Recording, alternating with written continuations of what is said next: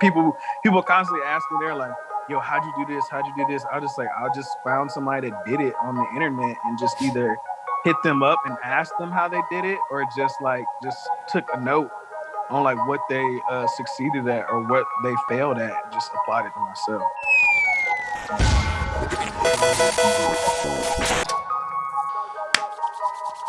Welcome back, everybody, to another episode of the Soul Serum podcast. I am your Don't Say You Love Me, I hear that shit too often, host Clay Bonine. I am joined by I bossed up on my haters, the same ones that told me I needed to work on my vocals, co-host Tanner Mavis. Yep. And we are back on the motherfucking show, back on the podcast. We got an interview episode this week, but before we get into introducing our guests, I want to remind everybody, follow us on Instagram and Twitter. Main page, podcast page. Follow us on TikTok. Subscribe to us on YouTube. Join the Patreon as well. A lot of fun benefits going in on that. Am I forgetting anything? I think that's all, right? That's all the stuff that we do. Oh, and the Discord too, if I haven't already said that. Join the Discord. Discord's lit recently. Yes, sir. But enough of that boring stuff, because today we have a very special guest. On the show today, we have a man of many hats. He is a writer, a manager, a CEO, an A&R. He is a proud North Carolinian. But most importantly, he is the first guest via Zoom on the Soul Serum podcast, and there is no greater honor than that. On the show today, we have our friend Jared Howard. Jared, how are you doing today? What's up? You guys got me out of bed pretty. Well, it's not early. It's like 11 here, but It's 11 here too, bro. I was up pretty late. What were you doing last night? Going through music stuff. Yeah. Really? Going through music stuff, going through like emails, beat packs, and trying to prep for today. Nice. Does that take up a lot of your time? Music stuff? I mean, obviously, I know it's what you do, but I mean, kind of like, well, this is actually a question I was going to ask later in the interview, but I'm just going to go for it now. Do you find it exhausting, like going through music stuff like this sometimes? Like, because for me personally, and this is kind of directed at Tanner too, but like I'm really happy that there are people like you and people like Tanner who will like sift through the new music and kind of tell people like me what's worth it and what's not. But I know that it takes a lot of time. Like, it is a time-consuming activity. Does that ever get like exhausting to you?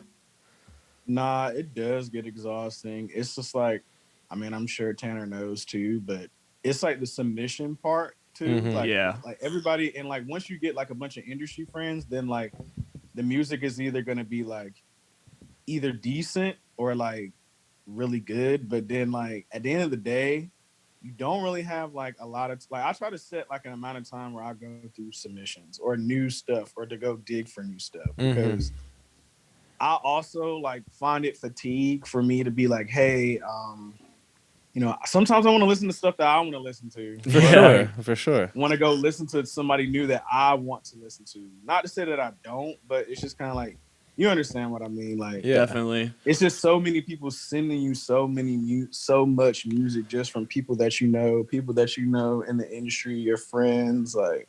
It's a different level for you. It's a different level for Jared because he's writing for Lyrical Lemonade, like one of the biggest blogs in it, like out right now, and also he's an A&R, so like it's literally like his job to like sift through all this stuff. Like, I'm just trying to find talent to like work with and put on our channel for now. Like, I could potentially go be an A&R like one day. Like, I don't know. I feel like that would be cool, but like I think Jared is at like a different. He's getting a lot more submissions than I probably am. For sure. But I gotta imagine for like a lot of the Lyrical Lemonade stuff though, like it's kind of what you're describing. It's already kind of past that like it's already decent at the bare minimum. Like, do you ever get music like submitted to you that you're supposed to write about that you were just like, wow, this is not good? Or is it always at least okay? I mean, with like lyrical, we can write about whatever we want. So like it's really like I mean, as long as it's not like complete like ass or something like that, then we should be like good. Yeah. Because if it's like ass, then I feel like Elliot would probably just be like, yo, like I'm not about to put this up. Like you gotta be kidding me. But like, I mean, to me, like a lot of people, I could probably make like the way that people be offering me money just for like a lyrical write up, I could probably make like an easy like 3-4 bands a month, but it's not worth it at the end of the day. Nah, like right. I could, because like people actually tell me they go through and read like other industry people and like just people that I don't even know. They read like all my articles, and Yeah, I'll be reading your articles, bro. I'm an okay writer. You know, sometimes like, you know, when I'm really feeling it, I'm a little more motivated about the with the writing. But it's just like that's like you're literally co-signed. Like you can't just be putting a bunch of like crap Facts. up there, because then people would just be like, oh well, you know, he's just writing about bullshit. That's how I see our videos too, bro. It's literally a cosign. Like, of all the fucking people that say, yo, I got money, like what's the ticket like for a video, it's like we could easily make like We making way a lot of money. more money than we are right now. Yeah, But it's nah.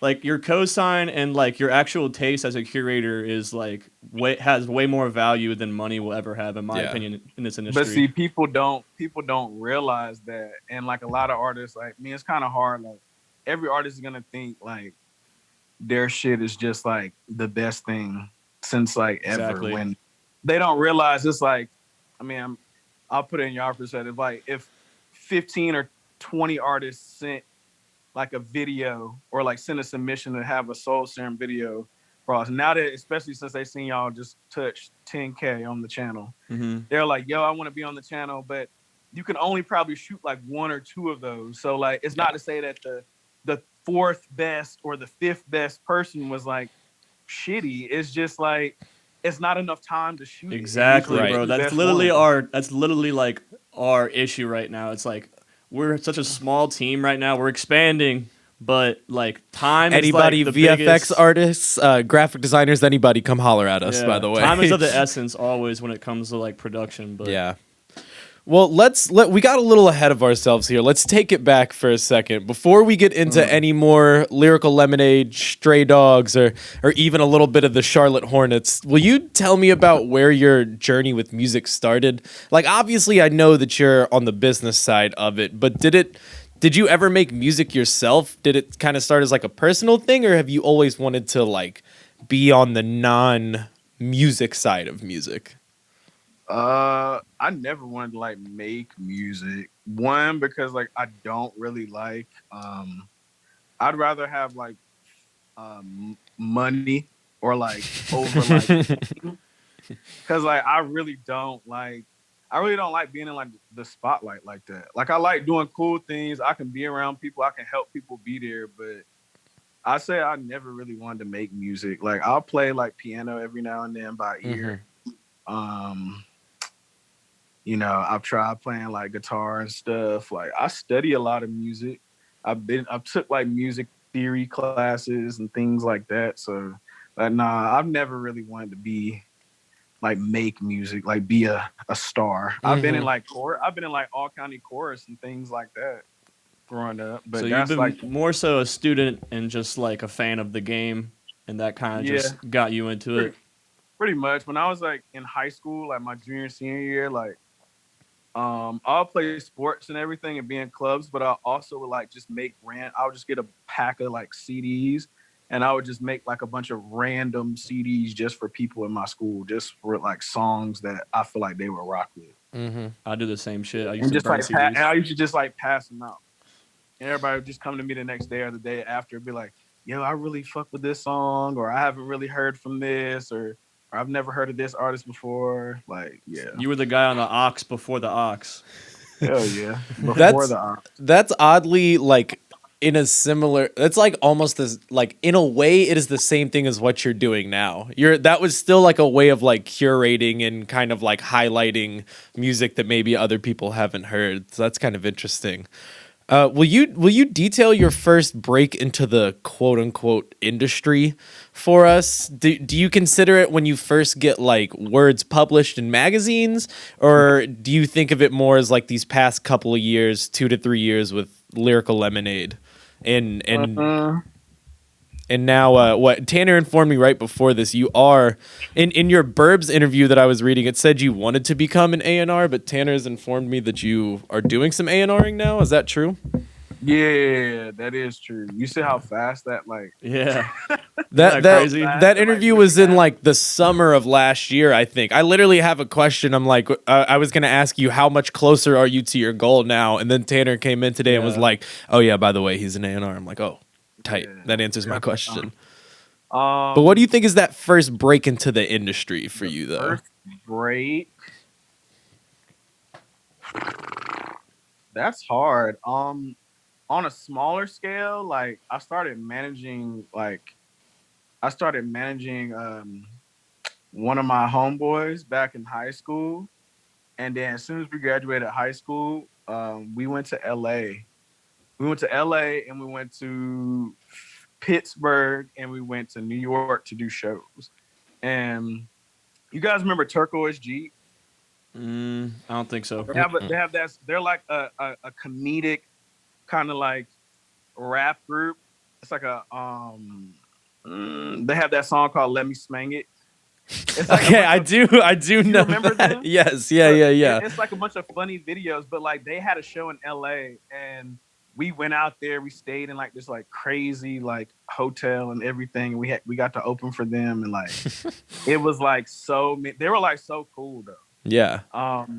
And like the crowd was just like it was a different crowd, but it was like really packed. Like I was surprised that like no offense, but I was like surprised like how many people listen to them because they make like comedic rap, so like, you really Yeah. don't know Right. like how many people is gonna like show up.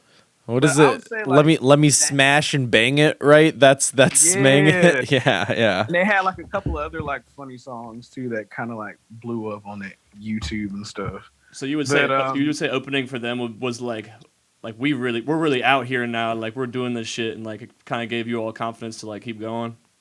yeah, because like at that point I was like, damn, like I'm like 19 years old and I'm out here. And I don't know too many people that was like this is bad. Like, bro, I'm like, shoot.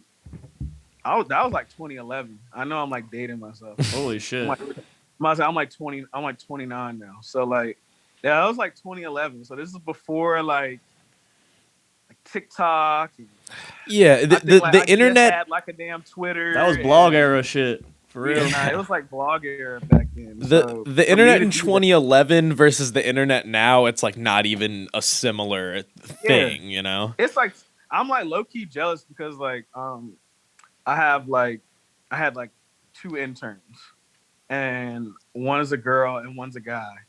Um, Madeline and Rain. Madeline is like 16 or 17. Rain is like 17 going on 18. And these kids, like Madeline will tell me, she'll just like, yeah, I went to NYU music camp. I know I want to be a music programmer or be an A&R. I'm just like, when I was that Jesus. old, and Rayan's like, yeah, like I'm in the studio, like shooting pictures with Lucky, like Oh my god.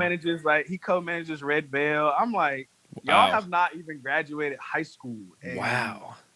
y'all are already on like some crazy shit. Like I didn't even like barely knew what I wanted to do. Yeah. Like Facts. once I Same, graduated bro. high school, I knew I Same. wanted to do something in music or sports, but then I started writing for like a music blog Mm-hmm. my freshman year of college, like Artistic Manifesto. Yep. That's based out in it was based out in Maryland, but like all the writers were like from a bunch of different. So Let's take it from there yeah, though. Like so you're saying these your interns are like going to school for music business and they're kind of just getting plugged in, like, and you say that you're kind of jealous. Did you now my interns are doing music on the side. Like they Oh, don't have any. They facts. don't. Yeah, they don't. They're in high school. Like they don't have any like music business classes. They're Okay, like yeah. seeing this stuff like on the internet and just doing it. And So like back then it wasn't like I don't know. It just of course, like the internet is advanced and everybody has a show or platform now. Mm-hmm. But it's just kind of like back then, people just wasn't just on top of it like that. Right. Definitely. I guess my question was gonna be, like your early stages, like you were saying, you're managing somebody and you were writing for an earlier blog that you just mentioned. Did you go to college for like the music business, or did you get like another degree, or did you even Hell nah. graduate? Hell nah. I did graduate. I went to UNC Charlotte. Go 49ers.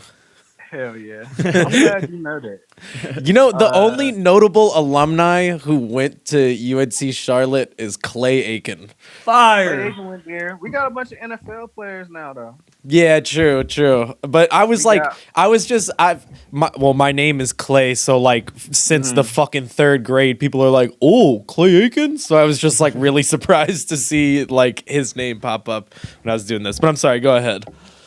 But yeah, I went to UNC Charlotte.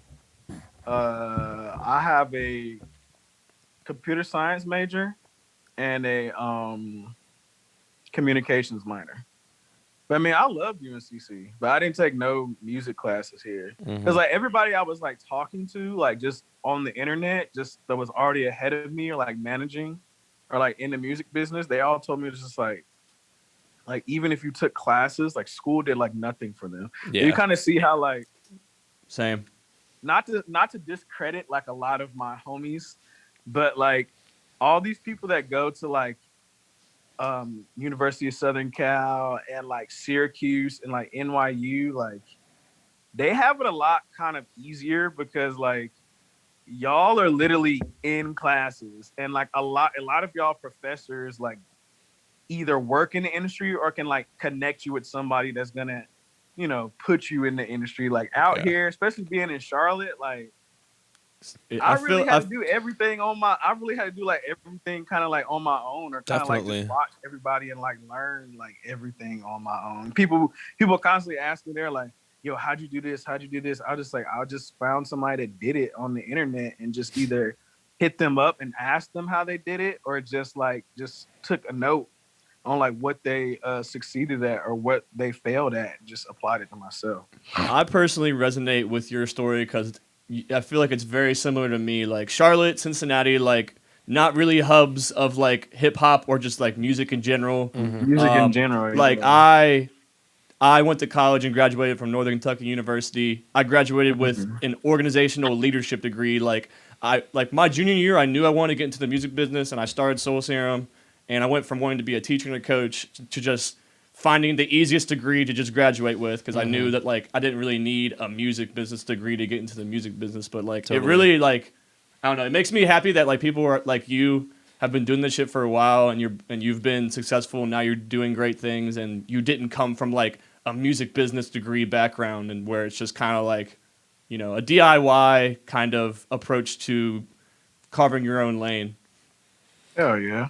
Because I mean, still at the end of the day, like you can take all the classes that you want, but like if somebody like I don't know, somebody's like doing it from like the ground up, like there's a couple people I see are just like um uh Veli.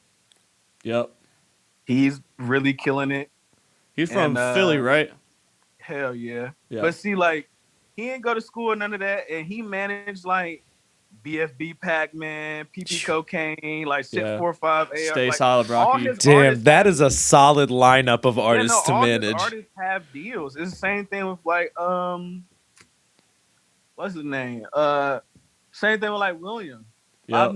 I've never met William, had like conversations with him like online, but dude manages Lucky and dude was like starting up a blog with Jordan and Yep. him like with Animal House and everything. And Yeah. like Yeah. so but like They're they from did Ohio, that too. shit. Yep. Yeah, I'm about to say they did that shit just like off the strength, just off of like curating on some culture shit. So Yeah. to me, that's like more respectable than like I mean, not to say that the other people didn't work hard or anything, but it's just like a little bit Yeah. like You're kind of getting it out the mud off of the strength of your music taste and just like your just belief in yourself that you can really like do this shit and the power of the internet, obviously. Yeah. Like, that's really it for real. Nah, hell yeah. Will you tell us about the artists that you manage at this current moment? I know you have a couple under your belt, but will you tell us who you manage right now? Right now, like I manage Poppy Chulo Teach. He's an indie pop singer out of Las Vegas. I manage Tino Season. He's like a 17-year-old kid out here in North Carolina from Gastonia. Such And a I manage cool city name, by the way. Gastonia is literally like nothing there. Really? But it's funny because Hassan Whiteside was born there and came from there. Hey, shout out Hassan. Shout out Hassan Whiteside. But it's really nothing in Gastonia. And Ducey Gold, that's who else. That's the other person I manage. Soul Serum podcast alumni. Yeah, a podcast alumni, Soul Serum video channel Yes, sir. alumni.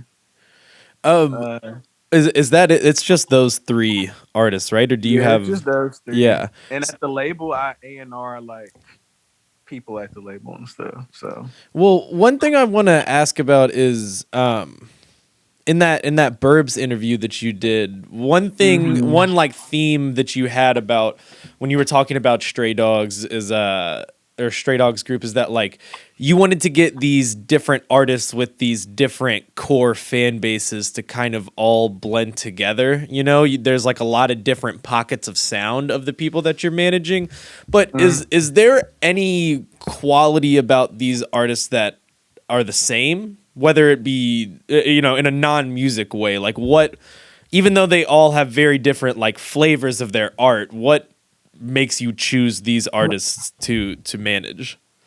Well, at first, I didn't even want to like manage people because like I already have a hard time dealing with like people that's like either impatient or just not open-minded or things like that. But I got told from like, working with IndieFi, like meeting with even more label people, I tell them I want to be an A&R. So they said like, the best way to do that is break an artist and manage talent. So like, I guess what I looked for is just like, of course, people that had like something like a talent that I could like expand upon, or like if they had something that was like above average, then like look at the things that's like a below average that I could add value to. But outside of like the talent and music shit, like really just like work ethic, and then being like decent people, like being willing to like listen, like because it's so many people that just like it's so many artists that I see that are like they'll be stuck in their head of like things they want to go a certain way, and at the end of the day, like nothing that you want to go exactly how you want it to in your life is gonna like happen that way. But a lot of artists like block themselves from like doing that. So to me personally, that's a waste of time to work with an artist that's like that, because you can spend like a month or etc. just waiting on an artist to be like, oh well, Jared told me that like 6 months ago, so now let's do it. Like we don't have that much time to do that. Right.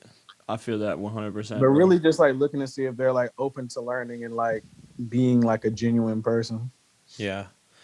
I mean, I guess that's something that we find is like a common theme with everybody that we interview on the show is like what it really like artistry and talent aside, it's like, are you actually going to be a decent person who is open to changing and adapting in whatever way you need? I think like, especially in this day and age where everybody can have an image and everybody can be an artist, it's important to be able to kind of be like self-aware and like know that you can change for the better, I guess, right? Nah, for sure. You have to adapt. Like, I mean, look at like people like, I don't know, Drake and Jay-Z. Like, they've lasted this long because they can adapt to everything. And everybody keeps saying they're going to fall off. It's like, they're not going to fall off because they're just going to surround themselves. It's like Kanye too. It's like, they're going to surround themselves or do something new. Like people see it as like them, like when people get on Drake about jacking people's like flows and everything. But it's just kind of like, he's trying to practice. He's gonna hop on a song to practice the flow. Yeah. And if y'all clown him for it, then he's either gonna go back in and work on that flow for the album, or he's either going to not use that flow at all. I've always thought it's amazing how Drake's ear and his team are just super tapped Yeah, they into are. the underground and the I'm hottest about to up say and coming Drake. producers and artists for real. Nah, fast. Somebody say Drake was playing like what Cash Cobain like on Yeah. his store and stuff like that. Like there's people that like Like he I'll followed walk down like the street. somebody from Surf Gang on Instagram or something like that. And I was Yeah, Yeah, just one of the like, what the producers. hell? I'll walk down the street and ask like 100 people here in Charlotte. They won't even know who the hell I'm talking about. when I say Exactly. Cash Cobain. But the biggest artists, arguably one of the biggest artists in like the world, like knows like and playing dude music on his live. Like he's studying this because he's trying to like be around here for a long time. So that's why when people tell me like, oh, he's gonna fall off, like Hell no. I mean, he's probably not because he knows what it takes not to fall off. He's not trying to box himself in and just do one sound. And it's more than music with Drake for real. Like he's gonna be. I mean, I know he's already doing like executive stuff, but like he's going to be a great executive. Like, Yeah. like when when the music becomes more on the back burner. I don't know when that time will be because he's still hot as fuck. But Yeah.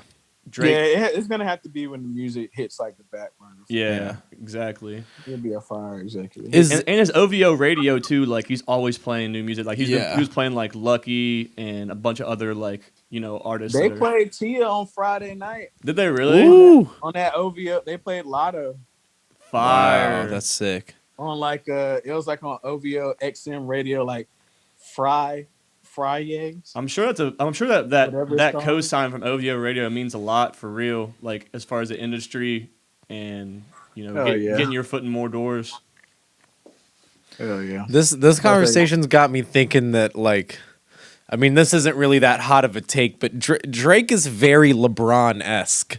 Like, think about it. Like LeBron has found a way to evolve and adapt his body and his playing style over this 18-year career, and he is still, I mean, before he got hurt he was in like MVP conversations. Like LeBron going to the Lakers and getting AD is the same thing as Drake starting OVO and putting his own artists together and then co-signing these new artists and whatnot. It feels very similar to me, and I've never really thought about that. Yeah, like time period, it's the same too. It's crazy. Who you got in a one-on-one? Drake or LeBron? Aubrey Graham versus LeBron James. I'm about to say Drake done tore his ACL too many times. I'm a Kentucky fan. I saw him in the layup line. Oh, John Wall's God, when John Wall was remember there and he that. airballed that three. I was just like, oh my god. I think what's crazy though is the internet bullied him into getting better at basketball. Facts. After that happened. The man built a damn gym in his house, bro. Then he worked out with Lethal Shooter. That is one of my favorite Drake flexes. He's like, I'm just gonna get the best shooting coach to teach me how to shoot because I'm Drake and I can do that. Yeah. Like, I'm not gonna go play Bro, basketball. a lot of rappers are starting to work out with like NBA workout coaches and shit. love Like it. Chris Brickley. I love it. I love it. Bro, peep this. So my one of like my best friends like ever. Like I'm talking about like I've known him since like kindergarten. We went to elementary school, middle school, and high school, and we went to college together. And he still lives here in Charlotte. So his cousin is Lethal Shooter. So Damn. I'll be seeing this man like I've seen this man like a couple times. I've been to like been around him a couple times. Like, but the fact that like he be having like Drake and French Montana and Lil Yachty like paying because he be working out with like KCP and like AD and like Michael Kidd Gilchrist. I'm just thinking like y'all aren't going to the league. Like what are y'all doing? Paying? Like they literally paying for just so they can like shoot good in like a pickup game. I'm just like, yo, and then get a video and post it on their Instagram or some shit. That man Lethal Shooter. It's good for him. It's good for like Lethal. I'm happy for him, but it's just like I'll be looking at it like, why is like. I don't know. Don't you think it adds to like the brand of a rapper if like if like the fans figure out that, oh shit, like he's kind of got a stroke now. Oh, he can hoop. I mean, the best rapper hoopers that I feel like is probably like, I mean, Davies For and sure. like Dirk. Yes. Yeah. J. Cole's pretty good. J. Cole's nice. J. Cole's pretty solid. Okay, so Quavo. I've Quavo's hooped nice. with J. Cole. I've hooped with J. Cole like twice before. Nice. Because he came down here to UNCC and played. He's like that guy. Everybody asks me if he's like really good in basketball. I'm just like, he's just like that guy that that he played in high school. That like he's like solid. He's like really solid. Like he can hit shots. He can And he just knows the game. Everything like that. Like yeah, he knows the game of basketball. Like he probably could have played like. I don't know. He probably could have played like D2 or something like D2, that. D3, like yeah. Yeah, if he like really took it like super seriously, like he's not trash. Yeah. Like some of these rappers I be seeing, they look like trash. And to like your Kentucky point, I'm a really big Duke fan. So yeah, I know. I just had to let you know. No, I already know, bro. You be tweeting about Duke all the time. We both had a terrible year, bro. I'm a Louisville fan, so we got an ACC rivalry going on here. Oh yeah, nah, I respect Louisville, but like the two teams I hate the most is I hate Carolina and I hate Kentucky. I cannot stand them. I think it's the same way with like North Carolina fans. Like they hate Duke and Kentucky hates North Carolina and Kentucky Duke. hates Duke and North Carolina. So I was like, as long as they don't win that shit, then I can live. Yeah. Hey, Roy Williams is gone, bro. I know, that's crazy. That shit crazy to me. Cause you think about like ever since, never mind. I was about to say I was born in '92, but like as far as like ever since I was in like grade school, I can remember like Roy Williams like being. Like, have you been to Cameron Indoor? Hell yeah. How's the energy in there? Okay, so have you guys ever been to like what's like a big ass high school basketball game where the crowd is just like crazy? Yeah. Yes. That's literally what it's like because it's not a huge arena. It's like 4,000. Yeah, it looks super right? small. Yeah. Like if you go to school, like that's what makes it like crazy like that. It's kind of like a small venue, like for like a Cardi show or like a cult fan base type show. That's you know what I mean? That's the perfect music analogy. It's like imagine like if Cardi wasn't in like a stadium or like a festival thing, like a festival stage, and was at like your small like mom and pop venue that could fit like maybe like 1,000 or 2,000 people. That's insane. Because if you go to Wake Forest or like if you go to like UNC, like even like the University of UNCG, like UNCG, A&T, like UNC Chapel Hill, like UNC Charlotte, like all their stadiums is bigger than Duke shit. But like interesting because like it's like super like intimate and packed, like it gets like super hot in there. Yeah, and, like it just hits different, man. Yeah, it's like really different. Because like, the people that get tickets for that, like those are the die-hard fans. Just like at the Cardi show, you go to a venue show, like those are the die-hard fans. It's not a festival to where like the die-hard fans are up front and everybody else that kind of like Cardi are in the back, like.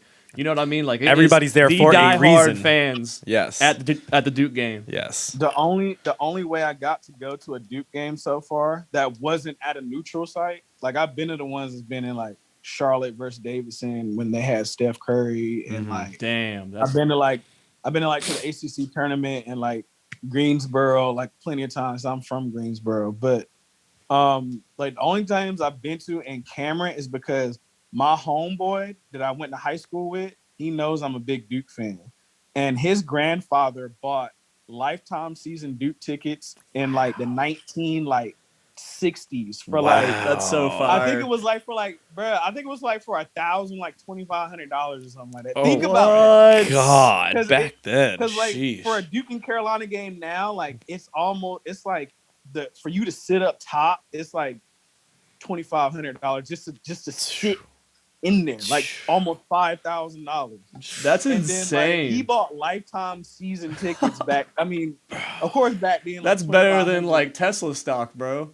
Nah, for real, low key. Because think about how he can sell them shits off and make. Oh my god! Oh my god! Yeah, for real. But the catch is, bro, it's just like because they're his grandpas, and his grandpa is still alive.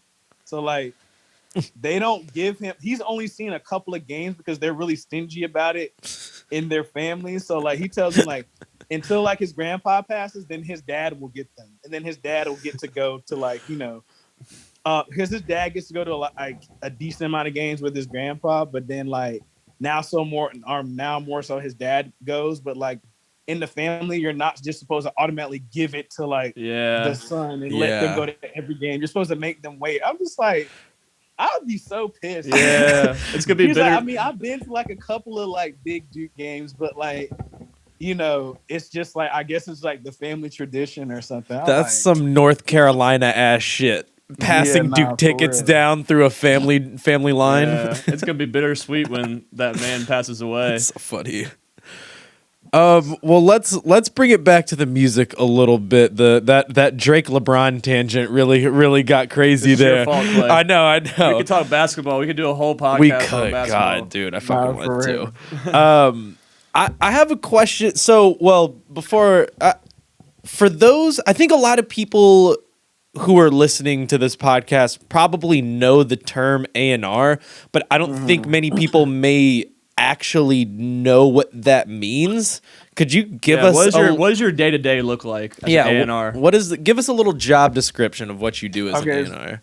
I'm about to say which one first, like the description or was my day-to-day? Give me the description and then give us like your day-to-day, like what have you been doing the last like couple weeks? I'd say A&R, like it used to be like you just like listening to music and then like submitting music to like your label heads or like the head of your A&R department or whatever, and like pitching them to a possibility to be able to get signed off of just like how talented they were. And like, being in the studio and like building out records, helping out songwriters, helping like placing songwriters with like certain artists, placing certain producers with, certain artists and so on and so forth. Today is more like, it's a lot. Like, it's literally like, I'd say like being an A&R is like very similar to being like a creative director.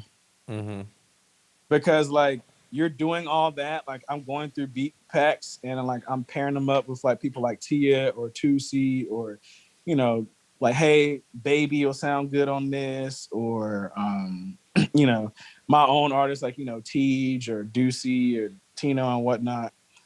But now like you kind of got to be like, hey, well, I want Ducey to shoot a video with Soul Serum, or Tej just got done shooting a video with Overcast. Like, this is going to be a good look and the video is going to be dope. Or, you should make a Discord because there's a lot of people that's on Discord. Or like, let's, I'm going to pair you with, I don't know, like, I'm going to pair you with the most popular streetwear shop that's in the city because that's going to be a good look. Or it's like, you got to like think like that now that the internet and everything's involved. And you also kind of got to be like, a parent.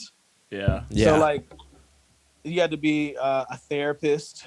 So like, if T is having a bad day, or if like T is having a bad day, or like Ducey's having a bad day or whatnot, then you have to like, you can't just be like, well, like, just suck it up and just like, no, you gotta like talk to them, be like, hey, like, be a little more vulnerable. Good? Like, do you need like, you need some time? It's more than just like building out the music and things like that now. Yeah, I was gonna say it's interesting. Everything you listed almost sounds like adjacent to the music. A lot of it is imagery and branding. And there's only a little bit of the, oh, he would sound good on this beat, or oh, they would do this. They should pair up with this artist, whatever. If it was just that, it'll be a lot. I mean, shoot, not to like, no offense to like all like the older A&Rs, because I know they probably had like a lot more harder stuff, like I guess technology wise and everything. But I mean, like now, like it's so much like you have to like pay attention to detail to. Because it's just like, I mean, I was talking about to some people about like, making some NFTs for some artists. Facts. So like, but I wouldn't know that because like you wouldn't know that if you just only just stuck your head down and just new music stuff. Like you Right. actually have to pay attention to like what's going off, what like all like the most popular platforms and like curators, playlists, and all that I shit. think that's why you like. I feel like that's why you could be a great like I know you are doing great right now, but like in the future, like Mhm. become a great A&R, and because like you have touched on so many different like flexion or inflection points like in the culture, and you wear like all these different hats as far as like writer, manager, curator, A&R, like all you're doing all these different things like that like as far as like nowadays it takes so much more than just the music to break artists and help artists like really grow. And I think that's why I think you are the perfect, you know, guy for the position for real. I appreciate that. It's funny because I had a meeting with Jay Graham. He's like the I don't want to butcher his title. He like senior vice president or like something like that of like A&R over at RCA. Mm-hmm. He told me that he asked how old I was. I was like, at the time, I was like, I think I was like 28, 27. He was just like, yo, Jared, like, you are like, you have like a really crazy ear compared to like a lot of people that's your age because you know a lot of like younger people and like a bunch of younger stuff and a bunch of things that's going on that a lot of other 27 and 28-year-olds don't know. I'm just like, yeah, or like, I'm gonna be out the loop. It's just like it's funny because I mean, some people that not in the music industry, they pick on me because, I'm in a group chat with like a bunch of producers and Tino, and like a lot of them range between the ages of like 14 and like 25, stuff like that. But like, there's a lot of them that's like 19, 18, 14, Yeah. 16, things like Yeah. that. So like, even like, no matter how much I know, like, I know that they can sit on the computer like longer, like, Facts. than me. And no, That's like, that's funny, but that's absolutely right though. You're because they have totally more right. time. Like, Yeah. they don't have to worry about bills or like, They don't pay car stress. And insurance. they're just Yeah, they don't younger, pay bro. Their eyes insurance. aren't as fried as yours are to the screens, bro. Like, Exactly. like They literally go to school and then after school they're like, oh, I'm about to hop on here and make beats, or I'm about to hop on here and like, I mean, if you're an athlete, I'm gonna hop on here and go watch a bunch of YouTube videos of like these NBA players and Uh-huh. go work out with my trainer, or I'm gonna go like make some beats every other day. There's this kid named K. Um, I'm giving a lot of shout outs. There's a kid named K. His name is Caleb. He's from St. Louis, and he works like loosely with like Jetson and them, Nico and them, yeah. Space Boy, and he's like 14, and he told me that he used to play outside and play sports a lot, but then like one day he just said he wanted to get nice and beat. So like one summer, he just literally his mom told him like if he made all A's and B's, then she wouldn't take his computer away. So then he did that, and then he would just be like in the house making a beat a day. So then like a year later, he was just like, I'm just like, damn, well, like it's still like, he was still raw. But then like now that I've known him for like over a year, and now he's 2 years from removed from making a beat a day, like his shit sound like crazy. But see, he has all that time. Yeah. Yeah. Yeah. When he comes home, like he doesn't He's probably putting in like 12 to 16 hours a day, bro. but Like, For real. doing that and then putting hours in on the game. yeah, that's literally it. That's what kids be doing, All I bro. said Making must be beats, nice. playing video games, hopping on Discord, and just Yeah. talking to your friends like all day long. Like, So fire. what a life. But that's Yeah. I'm about to say that's what Tino be doing. It's just like I'm pretty sure um I'm really trying to remember because like some of these people, like I'll give Sofago, like I'm Goat. pretty sure like Tino. I want to say I knew who Sofago was before. Maybe I forgot or something, but like Tino was the one bringing him up like a lot to me to pay attention to him even more. So like his last like couple of projects, like I've been like bumping, and now like he like the hottest. Yeah. He like the hottest person since like the hottest Literally. For person. real. Travis Scott just Put posted him on this off on the his map story. on his story. Yeah. Like, it's over with for him. Yeah, for real. No, I'm about to say. Well, no, I was about to say something, but Damn. Oh, You about we to almost got the spill some A&R sauce? secret. We almost got an A&R secret right there. Oh shit. Oh shit. he's probably going to sign to Travis. Damn. Yeah. Okay. I figured, bro. That would That's what I've been Bro, Cactus hearing. Jack, that would make so sense Fago. though, dude. Like Travis, when Travis's team takes him and puts their branding behind Sofago, it's over with. over. It's over Yeah, with. it's just like, okay, like, I mean, because I feel like, okay, yeah, I feel like he's gonna. I've been hearing that, but then like, if you look at it over the past like couple months, this is kind of like, okay, so in Kourtney Kardashian's story, he's playing in the background. Yeah. Yes. It's not by chance. Like Like I know Courtney's that not I know spinning that they're on top Sofago. of- I know that they be listening to a lot of stuff, but Kourtney is like 40 years old. She's not She's not rocking with playing- Sofago. She's not playing Sofago. And then like it was on Kylie's story too. She was playing Sofago. And then She's getting it from Travis. Travis has played Sofago in the background of his story before. Then last night he has like a cacti can and he has like Sofago playing in the background. And then the next snap, he posts the song to Sofago. So it's just like, okay, well, Travis is not just giving out cosigns.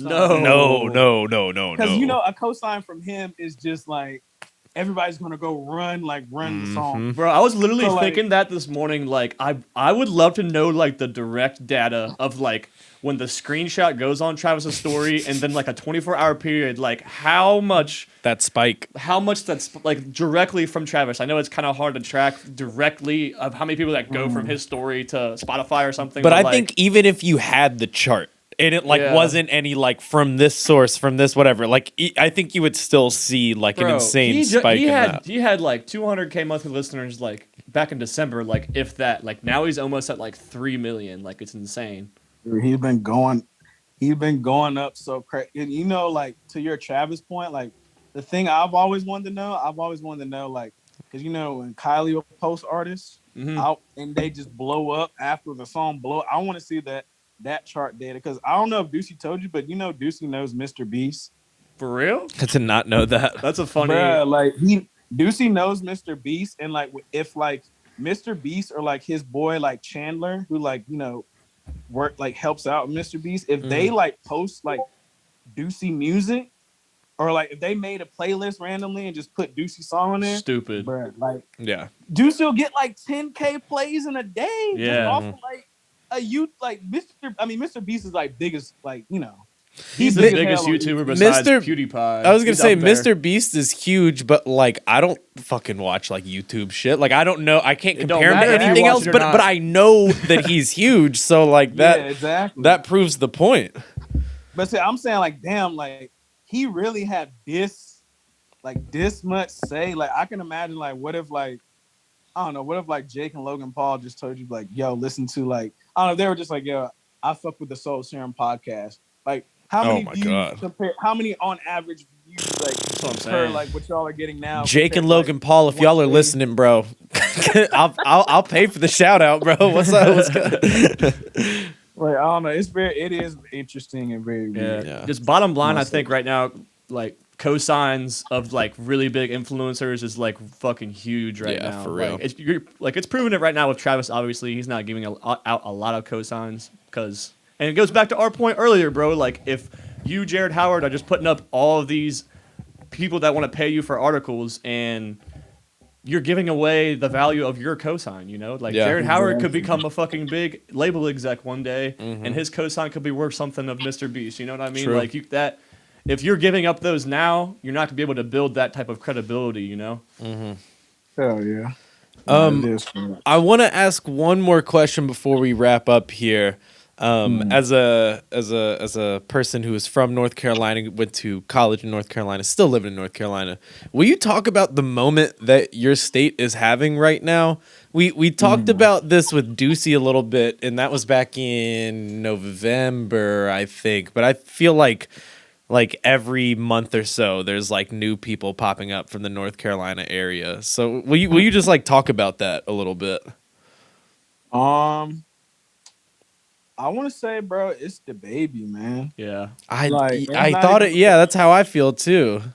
and it's not even because, like, like, he's like an artist on like the label that I A&R for, but it's just the fact that like, if we're looking at it, then J. Cole, he really popped off from him. Yep. If you want to take it back even further, like we had Clay Aiken, we have Fantasia, we have PD Petey Pablo. Pablo, we have Ninth Wonder, Little Brother. That was probably like the big Ninth Wonder, Little Brother's probably the biggest rap that was in here. But like, still like nothing else from the. It'll be like here and there, like people will pop off. We have Chris Daughtry, excuse me. Hey. Oh my god. So when the baby popped off, Mm-hmm. not to say that J. Cole never said anything about North Carolina, but J. Cole had to go to college in New York to like pop and like network and everything. Which is not, there's nothing wrong with that. And like everybody here loves him. He's like I love J. Cole. Yeah. Because I love his music and because he's from here and he rep here. Mm-hmm. But when Baby popped off, like it literally like you started seeing like people was like, oh well shit, well let me pay attention to Stunner, or let me pay attention to Mavi's going up, and then Western Estate's got a deal over there with like Arista Records. Who else? 2C as well. Tia's going up. 2C is like popping off. Yeah, it's like a lot. Like there's a lot of people getting a lot more deals and a lot of eyes on it because I figured like, and it's like I always tell my boy Hunter at Burbs, I was like, you live in Chicago, so you have like the most legendary like superstar like musicians like top Billboard. Like it's normal for you. Yeah, like Common, Kanye, like Dirk, even non-rap stuff like too. Even non-rappers. Like I was like, from here, like I don't think I've ever witnessed somebody as big as the baby next to like absolutely J. Cole. Totally. Because J. Cole really the only other person I've seen with like a #1 record, a Grammy nominated record. Yeah. Like Baby popped off and like he got 6 Grammy noms already. That's so crazy. And he's been Could you see it at a local level, like in the city, like feet on the ground? Yeah. Could you tell after the baby popped off? Hell yeah. Because like people always get shocked and surprised. Like, mind you, like I went to college here from like 2011 to like 2016 or something like that. Mm-hmm. So like he was going by Baby Jesus. Yeah, I know. All that old DaBaby stuff, by the way, is like insane to go back and look at. Like pre-Suge Baby is crazy to me. It's kind of crazy. Yeah. Because like if you go back, like just going out to shows here, local shows here, he would like him and De Niro Ferrara, they will always have like the most people pull up at the show. Yeah. So like it's not to say that like he never had like love in the city like that. Then like he always had the most people, one or two most people pulling up to the show. You could always go after the show and talk to him. He'd be in the crowd just like doing this, that, and the third, which is cool. And people will always be so shocked, like, how could you like go up and speak to the baby? It's just like, bro, like he wasn't this big like that. He was doing local shows. He was doing like South by Southwest and like, going to perform with performing in a diaper. Boozy. Yeah, performing in a diaper, being with like having songs like Boozy and people like that. But like to watch that to like what I'm witnessing now, like this crazy. It's like insane. It's insane. In a certain sense, it's bigger than J. Cole because of like all of these like. Bro, he's got a song with Dua Lipa. Like he's doing like crazy like pop songs, bro. He got a song with Post Malone. That's crazy, bro. We got a song with freaking It's definitely you know what I think I think the difference is it's that more of his personality for real. Well, like J. Cole's so much more like I was gonna say of a person. J. Cole, like I feel like people have to more actively listen to J. Cole and actively want to digest that and enjoy it. Whereas DaBaby, like like as soon as the first time I heard Suge and I heard him rapping over that Jetson beat with those crazy 808s, like it was just infectious. Boom, right there. Like I knew within 30 seconds that I liked this song, you know. Yeah. J. Cole there's context around J. Cole. You have to dive deep into J. Cole. But it's cool both of those guys have collabed, you know, on the Dream shit. And it was a great song too. Dude, I promise y'all, like, if you walk around Charlotte, Raleigh, or Greensboro, or Fayetteville, you will see J. Cole, like, just... I mean, I know he stays in New York a lot, but I always tell people, he is the most regular, and this is not a bad thing, he's the most regular, famous person, like, I've ever seen. Like, he's the type of person, like, he'll be, like, you could be hooping at the Y in, like, Raleigh, and you can walk in, or you could just be in a hoop session, J. Cole will walk up, be like, yo, he said, can I run next? He'd be like, what? Like, yes. Like, what? And he'll be in the wild, just chill. If he'll be in the grocery store, he'll go. And because he doesn't have that, like, not to say that, like, you know, Baby has, like, a superstar energy and, like, a certain bravado that he carries and shit. Yes. So, you know, naturally, people will want to try him. Yeah. But, like, J. Cole, it just feels like, I mean, yeah, sometimes he'll walk around with security, but, like, it's just the fact that, like, people don't want to really mess with him like that. Like, people come up, take pictures, fan out, but he's humanized himself in such a way that I feel like everybody else kind of reads J. Cole's energy like, oh, like he really just wants to be like us. Like, he doesn't want this superstardom. Like, he doesn't want you to be like starstruck by him. Like, he brings it off as like, I'm just like you, you know? Mm-hmm. Definitely. Bro, I've never in my life heard somebody trying to press him in North Carolina ever.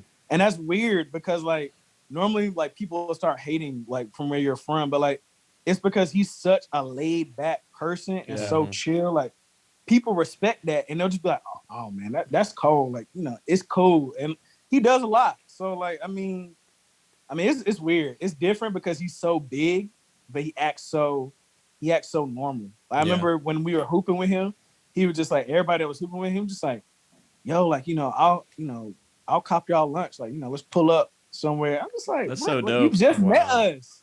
You don't know anything about us. He's just seems like a genuine good dude. That's fantastic. Genuine, laid back, relaxed dude.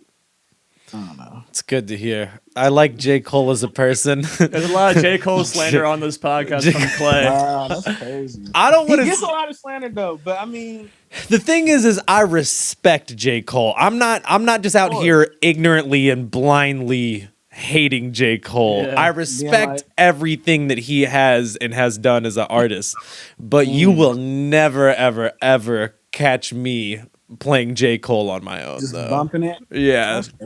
Bro, I was literally lifting. I was lifting the other day, and I literally listened to Born Sinner from top to bottom. That's my favorite J. Cole album, by the way. I thought Born Sinner, Forest Hill Drives. Yeah, Born Sinner's Friday first. Night Lights. Like the Friday Night Lights was fire. Yeah, the mixtapes that he was dropping. Like, I remember listening to Cole, like, when I was going down. We used to have the NC Pro-Am here. Mm-hmm. So, like, all, like, the North Carolina basketball, the players from North Carolina, so, like, Chris Paul, Jerry Stackhouse, Steph Curry, all them, be combined with, like, the college players. So, like, all the incoming freshmen from, like, Duke, UNC. So, I've got to see, like, Kyrie, Austin Rivers, like, Nolan Smith, like, that's like, so all, hard. all the big North Carolina like freshmen or like players and like or the players that play here. It used to be this thing called a Pro-Am. It used to be like a tournament. You go down to North Carolina Central and it's like $5-10, but it gets like packed and like you can just watch them like play games over and over and over again. Like I remember just going down there to Durham, just bumping. We used to play J. Cole on the way there and play J. Cole on the way back. Mm-hmm. That shit is funny. I mean, it probably hits different when you're from North Carolina and you're hooping. Oh, you're, absolutely. You're living like similar lifestyle to J. Cole, and like it's really resonating. I mean, all the Jack Harlow songs, like the personal Jack Harlow songs, I feel like he's a good example for from me. Kentucky. Like, he hits different from Kentucky because he's rapping about Kentucky. It feels like Kentucky. Same shit. You know what I mean? Yeah. If you catch Jack Harlow hooping at the Y, you better get your fucking post defense on. That motherfucking Jack Harlow plays like a 1983 Celtics player, bro. I've hooped with Jack a couple of times. That it's just like like Mason Plumlee fundamental rebounds and fucking layups. Not nearly as athletic as Mason Plumlee. No, definitely not. Well, Jared, is there anything that we didn't talk about that you want to say before we get out of here? Any hot topics on your mind? I don't know. I thought you guys were asking about like who like some of my favorite rappers or producers, like All five. right, Or three. drop them right Yeah, now. yeah. Who are you listening to right now, bro? Who's y'all's favorite rappers and producers too? All Right now? I want you to go first, bro. Who are our favorites right now? Hold on, let me pull out my Spotify real quick. You go first. Give me one of your favorite producers and one of your favorite rappers right now. How many you want? Just name them off the top of your head. Yeah, like first yeah. five. Freestyle it. 5. Yeah, I don't want to leave nobody out. My 5 favorite to listen to, like producers right now. I like Hit Boy a lot. Mm-hmm. Classic. I like. I've been listening to a lot of like Working on Dying. Same. Fucking dude, they're the best right now. Pierre, of course. Yeah, I feel like we have That new Pierre song's fire. There's a producer out in San Diego. Her name is I Love You Kimchi. She's so freaking dope, bro. Like this year, like I feel like she's gonna get like some big placements. She's from San Diego, but she lives in LA. I really fuck with her. Who else? How many is that? That's 3. Yeah. I mean, damn, I feel like I can name like some. I'm trying to get some producers that like don't really like people be talking about like that. You know who I really like that doesn't get talked about a lot? I like Pyrex Whippa. I think every beat that every beat that he's made, I think is so fucking good. Now you said that, Wheezy. Yeah. Oh God. Come on now. Come on now. In like the 5th producer, I don't know.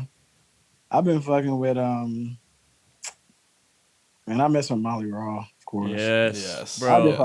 Molly Raw's so far. Yeah. And like artist wise, yeah, who's on your radar right now? I'm not gonna say like artists that I'm not gonna say artists that I work with. How about that? That's fine. I'll just mention some artists that I'm listening to. Lately, I've been listening to a lot of Sofago. Yep. I've been listening to a lot of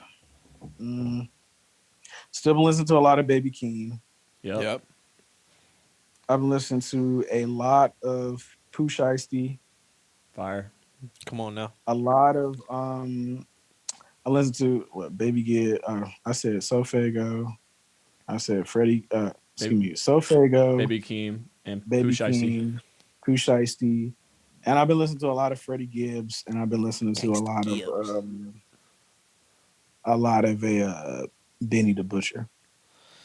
That's a nice lineup. When I'm in a mood, when I'm in the right mood to like throw on some Benny the Butcher, that music makes me feel invincible. Like driving down the highway to some nasty Benny the Butcher. That's what everybody.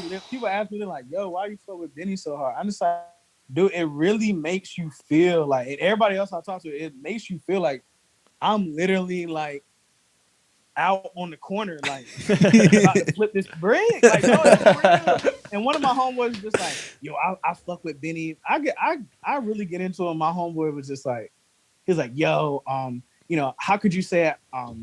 He's like, I really feel like I'm living this life. I'm just like, I was like, dude, like I grew up with you. You're not flipping. This dude is talking about flipping hella weight, driving it back and forth, and sitting in the penitentiary. You may like the content and the lyrics. Yes. You don't relate to this. No. I hate when people say like they say, oh, it's it's just like so relatable. I'm just like, dude, you're not relating to. I would nothing Griselda never talking claim. about. Yeah. Me and Griselda really don't share many traits in our lives. No, Anybody on the it's Griselda fire. It makes records? fire It's fire. storytelling and music, but it's just like come on. They're some of my favorite people to watch, like any of the like radio show freestyles. Like their fire in the booth freestyle is fucked up. I love Conway the Machine with his dope. crazy, like, I guess it's from like a bullet wound or whatever, like the way why his mouth is the way it is. But I don't know. They're fire as fuck. Who have you been listening to recently, Tanner? Give us a couple. I'll give 2 or 3 artists and producers that I've been listening to. Sofego for sure. Like I have his shit on repeat when I'm working out all the time. Yeah. Ken Carson, I've been bumping heavy. Ken Carson's cool. Yeah. Lancey Foe. The new Pierre, obviously. What else am I listening to? Yeah, that new Pierre song I really like. I've been really into Babyface Ray recently. Babyface Ray and V's. Actually, damn. If I had like a 6 person, that's the next person that I've been listening to the most. You know that him and LaMelo mess with each other a lot, or they fuck with each other heavy. Hey, I love the whole Flint and Detroit thing, because if you read any interviews or watch any interviews with those dudes, everybody up there hoops. I think it's like a similar thing to like Ohio and Kentucky, where it's like it's just a basketball state. I think Michigan is like that too. Like YNJ, Sada Baby, I'm Even sure since Babyface 99. Ray, since the fucking goat since '99. I've been listening to a lot of Shorty too. I fuck with Shorty Dude, heavy. Yeah. I did an interview with him for Lyrical. He's so young, but like because of where he's from, like in Baltimore, like he's so like, it seems like you're talking to like 30-year-old. Yeah. And he was like 22 when I talked to him. I was like, yo, like you could tell you've been through some shit. Yeah. Bro. Like the way that he moved and like his mannerisms and stuff like that. He cool as fuck. I fuck with Shorty. His storytelling. Some people get annoyed with his voice, but Bro, like I love his voice. I can kind of see it, but like his storytelling to me and his like flows and rhythms, like from an A&R standpoint, I've been looking at that. I was just like, he got it. Yeah, I love his voice, bro. I think it's super unique, and like the way, I don't know, the scratchy melodies that he kind of has going on. Like I think it's super fire. The last song I want to mention before we get out of here is I've been listening to the song Michigan by Chavo like at least 5 times a day. Chavo's fire. It's crazy. I think Chavo's sick, but that song specifically, like it's a Pierre beat, so obviously I'm gonna love it. But that beat mixed with Chavo just being this like, it's like almost like a little snake, like he's just slithering through the flow. Like I love it. It's so addicting listening to that song. When did that song come out? I think it came out a while ago, but it came out in 2020.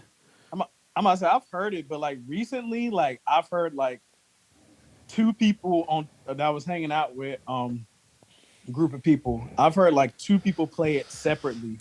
It's at the same, like literally recently it's low key. It's one of those kind of like TikTok songs that's not like a quote unquote TikTok song, but like on my algorithm and what I get, like that song pops up quite a bit, Had a Feeling by Chavo popped up on my funny feeling. Fucking Spotify radio or some shit. And Me I was just too. like, damn, I haven't heard this. I hit the like button.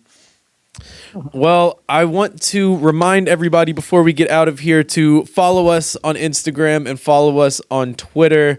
Subscribe to the motherfucking YouTube channel. We got 10K over on the main page. I need the 10K on the Soul Serum TV page too. Yeah, Jared, go ahead and plug in your socials. Where can people follow you at? Yeah. I'm just gonna plug my IG, and you can follow me at jhow2092, JHOW2092. I'll hit your DMs with some submissions of my own music. See what you can do if you like my product. I'll listen to it. That's a lot of people don't realize. I listen to like a lot of shit. It's just that I can't cover or respond back to everything. You don't listen to Clay's quarantine bangers. You like raps where people are lying the whole time? Hey. That's all right. Okay, I'll take that. You just gotta sell them on it. If you're gonna be like Tekka and be like, "Yo, like I'm not doing any of this." You know, that's respectable. That's more respectable than you just trying to act like. Yeah, I think that like melted a lot of people's brains when Tekka was like, I don't drive a Ferrari. No, I can't even drive. And people are like, then why are you rapping about it? All the old heads just banging their heads on the wall. Well, thank you, Jared, so much for coming on the show today. Really appreciate it. Thank you for being our first Zoom guest. You did a great job. And as always, I am your host, Clay Bonine. I'm your co-host, Tanner Mavis. And we got our guy, Jared Yes, Howard. sir. Appreciate Jared you, bro. Howard. Thank you, brother. Appreciate it. We'll see everybody next week. Deuces.